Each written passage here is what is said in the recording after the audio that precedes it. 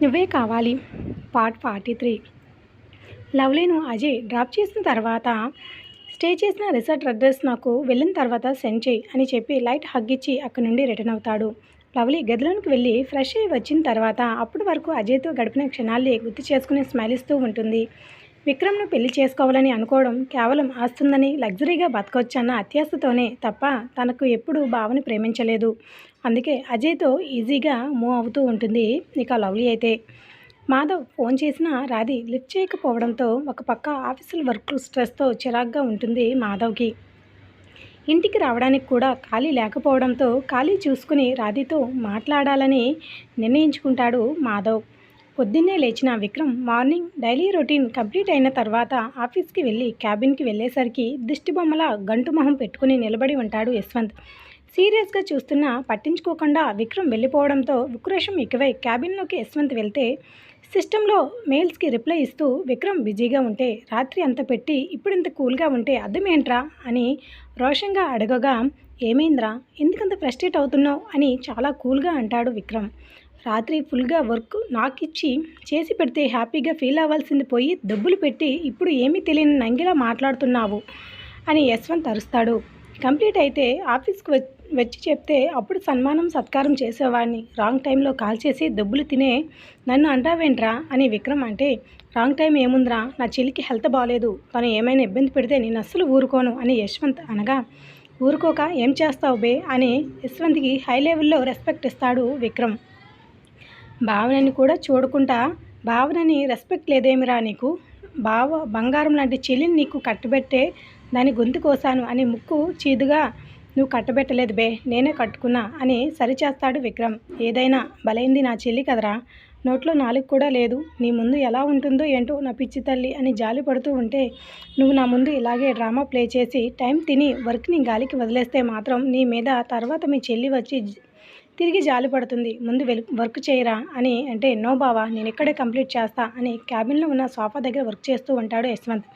ఎప్పట్లా సీత లేచి స్నానం చేసి దీపం పెట్టిన తర్వాత డైట్ వైపు చూసి ఏడుపు మొహం వేస్తుంది. 6 డజన్ల గుడ్లు లీటర్ పాలు తన ముందు ఉండడంతో ఇంట్లో అందరూ ఫుడ్ నాకే పెడుతున్నావా అత్తయ్య అని అమాయకంగా అడిగేసరికి జాలి చూపులు వాళ్ళ అత్త నుండి రావడం కామన్గా ఉండడంతో ఇవన్నీ నాకేనేమో అని ఈసారి మరింత షాక్ అవుతుంది సీత. ఈరోజు తిని రేపు తిననని మారం చేయకుండా బుద్ధిగా తినాలని విక్రమ్ స్ట్రిక్ట్గా ఆర్డర్, నువ్వు తినక తప్పదు అని అంటే, అత్త ఎవరైనా ఇన్ని తినగలరా, ఒక గుడ్డు గ్లాసుడు పాలు చాలు, అలాంటిది ఇన్ని ఎలా, కాస్త తిను, మరీ ఇబ్బందిగా ఉంటూ వద్దులే, నేనే విక్రమ్కి ఏదో ఒకటి చెప్తా అని మహాలక్ష్మి గారు అంటారు. సీత నెమ్మదిగా తినడం స్టార్ట్ చేస్తుంది. జయరాం గారు కూడా ఈ పరిస్థితికి జాలి చూపించినా ఏమీ చేయలేక తనకు పెట్టిన టిఫిన్ తిని ఆఫీస్కి వెళ్ళి వస్తానని చెప్పి నిన్న సాయంత్రం చెప్పిన విషయం మర్చిపోకు అని ఒకసారి గుర్తు చేసి మరి మహాలక్ష్మికి చెప్పి వెళ్ళిపోతారు.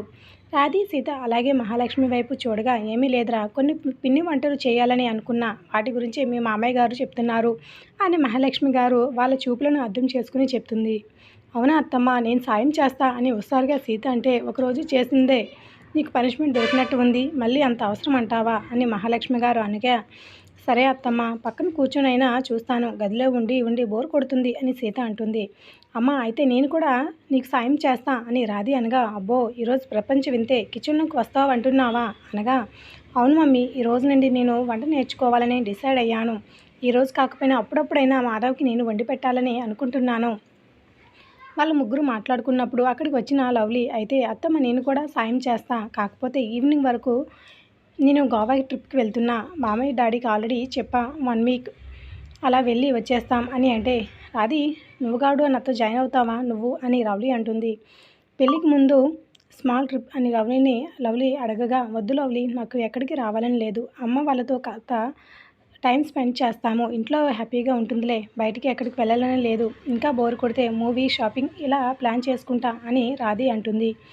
సరే నేను వచ్చే వరకు షాపింగ్ చేయకండి, నేను కూడా జాయిన్ అవుతా అని లవ్లీ అనగా, ఓకే అని చెప్పి తను కూడా టిఫిన్స్ తిన్న తర్వాత, అప్పుడు కాదు పిల్లలు, కాసేపు మీకు ఏమైనా వర్క్స్ ఉంటే చూసుకోండి అని మహాలక్ష్మి గారు అంటారు. సరే మామ్ అని రాధి తన గదిలోకి వెళ్తే, నాకేమీ పని లేదు అత్తమ్మ, అలా కాసేపు గార్డెన్లో వాకింగ్ చేస్తా అని సీత వెళ్తుంది. ఇక లవ్లీ అయితే సాయంత్రం చేసుకోవాల్సిన ప్యాకింగ్ ఇప్పుడే చేసుకుంది, వాళ్ళతో పాటు జాయిన్ అవ్వాలని. గంట తర్వాత అందరూ కూడా ఒక దగ్గర కూర్చొని, చెప్పండి అత్తమ్మ ఏమేం చేయాలి అని సీత లవ్లీ తొందర పెడితే, చెప్పిన ఏం హెల్ప్ చేయాలి అని రాధి గాబరా పెడుతుంది. అలా గార్డెన్లో ఒక దగ్గర స్టవ్ కావాల్సినవన్నీ పని వాళ్ళతో ఏర్పాటు చేయించిన మహాలక్ష్మి గారు పిల్లల్ని అందరినీ కూడా చుట్టూ కూర్చోబెట్టుకుని ఏమేం చేయాలో చెప్తూ ఒక్కొక్కటిగా చెప్తూ ఉంటే అందరూ కూడా హుషారుగా చేస్తూ ఉంటారు. అందులో అందరూ బిజీగా ఉండగా 2 స్నాప్స్ తీసుకుని ఒకటి అజయ్కి ఒకటి మాధవ్కి సెండ్ చేస్తుంది లవ్లీ. మాధవ్ బిజీగా ఉండి చూసుకోకపోతే అజయ్ ఫ్రీ టైంలో చూసుకున్న తర్వాత లవ్లీకి టెక్స్ట్ మెసేజ్ పెడతాడు. కారం ఐటమ్స్ అన్నీ ప్రిపేర్ చేసి నెక్స్ట్ స్వీట్ ఐటమ్స్కి అప్పుడు వర్కర్స్ రెడీ చేసి పెట్టడంతో నెక్స్ట్ స్టార్ట్ చేస్తుంది మహాలక్ష్మి. కష్టంగా లేదా అమ్మ ఇన్ని చేసినందుకు అని రాధి అడుగుతుంది.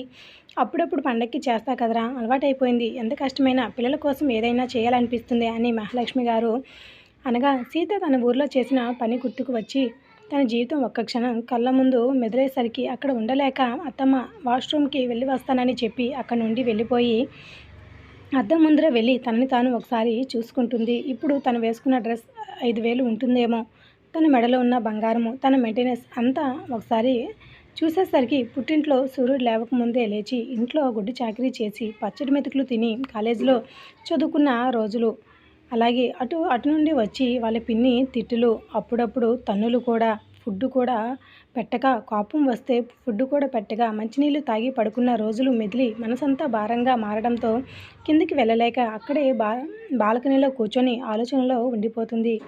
సీత ఎంతసేపు అయినా కిందకి రాకపోయేసరికి తనకు అలసడిగా ఉందేమో, లేకపోతే తన గదిలో ఉండదు అని చెప్పి ఇక మిగతా వాళ్ళైతే రాధి స్వీట్స్ తింటూ మహాలక్ష్మి గారిని పొడితే వాళ్ళ అత్తయ్యను ఆకాశంలో కూర్చోబెడుతుంది లవ్లీ. ఇవన్నీ మేము ఎప్పుడు చేసి పెట్టాలి, వాళ్ళే తిరిగి మాకు వండి పెట్టాలో ఏమో అని లవ్లీ అనగా ఇంతకీ అజయ్కి వంట వచ్చా అని రాధి అడుగుతుంది. ఏమో ఇంతవరకు మేము వెళ్ళలేదు అని మాధవ్కైతే వచ్చు, నీకు ఇబ్బంది లేదు, నువ్వు చాలా లక్కీ అని లవ్లీ అంటుంది. మీ అన్న గురించి నువ్వే పొగుడుకోవాలి అని రాధి మూతి తిప్పేస్తుంది.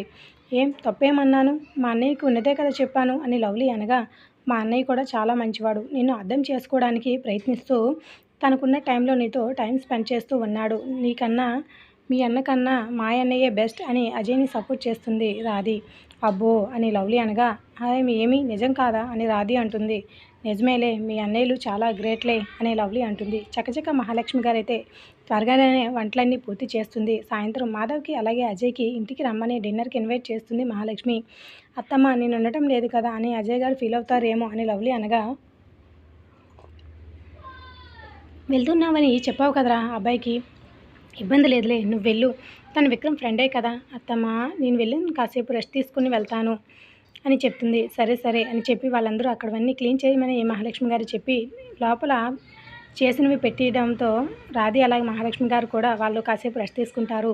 సాయంత్రం 4 గంటలకి విక్రమ్ ఫోన్ చేసి ఇక సీతను రెడీ అవ్వమని 2 డేస్కి డ్రెస్సెస్ పెట్టుకోమని చెప్తాడు. ఎందుకని సీత అడిగేలోపే ఫోన్ కట్ చేసి 15 మినిట్స్లో ఇంట్లో ఉంటా, నువ్వు రెడీ అవ్వాలి అని చెప్పి ఫోన్ పెట్టేస్తాడు. దాంతో ఆలోచనలన్నీ పక్కన పెట్టి విక్రమ్కి తెలిస్తే మళ్ళీ గొడవ అవుతుందని వెంటనే ప్యాక్ చేసుకుని విక్రమ్వి పెట్టాలా లేదని ఆలోచిస్తూ బయటికి తీసి పక్కన పెడుతుంది. అన్నట్టుగానే విక్రమ్ రాగానే ఫ్రెష్ అయ్యి నా డ్రెస్సులు అవసరం లేదు అని బెడ్ మీద ఉన్న బట్టలను చూసి చెప్పి సీతను తీసుకుని కిందకి వెళ్ళి మహాలక్ష్మి గారిని సీతను వాళ్ళ అమ్మ వాళ్ళ ఇంటికి 2 రోజులు తీసుకుని వెళ్తున్నానని చెప్పి అక్కడి నుండి బయలుదేరుతాడు.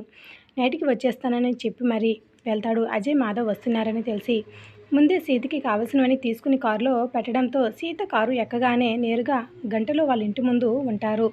6 అవుతూ ఉండగా ఇంటి ముందు ఆగిన కారు సౌండ్స్ వస్తే బయటకు వచ్చిన సీత వాళ్ళ నాన్న వచ్చింది తన కూతురే అని తెలిసి సంతోషంతో ఎదురుగా వెళ్ళి కూతుర్ని చూసి కన్నీళ్లు పెట్టుకుంటారు.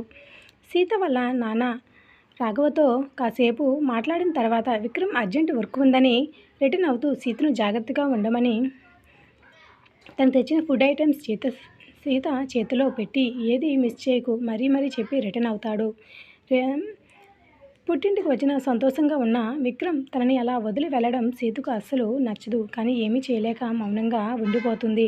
తర్వాత సీత జీవితం ఏం జరుగుతుంది వచ్చే ఎపిసోడ్ మిస్ కాకండి. ఇది episode like the video please subscribe the channel. Thanks for listening.